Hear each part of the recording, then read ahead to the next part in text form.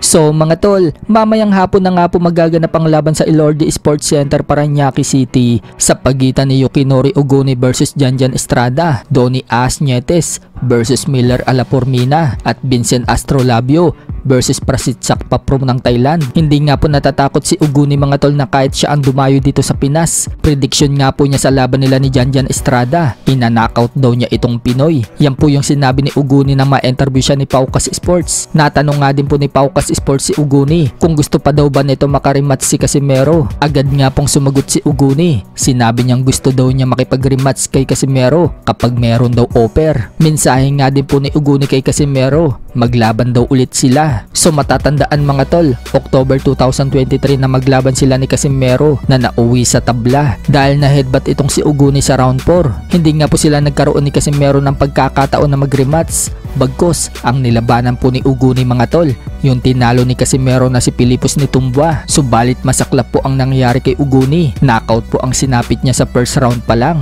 at ilang beses siyang pinabagsak ni Pilipos Nitumboa. Speaking of Pilipos Nitumboa, ibinalita po sa lugar niya sa Namibian, South Africa. Target umano ni Pilipos mga tol ang mga top rated sa Super Bantam matapos ang impresibong panalo niya kay Oguni. Kapag patuloy pa rin daw ang panalo ni Pilipos, gusto din umano niya makaharap ang undisputed world champion sa Super Bantam na si Naoya Inoue. Kung matatandaan mga tol, na ibalita po natin sa previous vlog natin na hinahamon po ni Pilipos Nitumboa ang top 1 contender sa IBF Super Bantam at top 2 contender sa WBO Super Bantam na si Sam Goodman. Sa ngayon mga tol, nasa pang number 9 spot po si Pilipos Nitumboa sa WBO Super Bantam. Kapag may mga nakalaban si Pilipos mga tol na mga top rated sa WBO at naipanalo niya ang laban, paniguradong aangat siya sa ranking. Sa ibang banda naman mga tol, newly crowned WBC Light Heavyweight World Champion David Benavides nagbabalak na umanong umakyat ng Cruiserweight Division para labanan si Zurdo Ramirez. Ayaw daw kasi siyang labanan ni Dimitri Bivol at Canelo Alvarez. Hindi daw siya binibigyan ng pagkakataon na maging undisputed.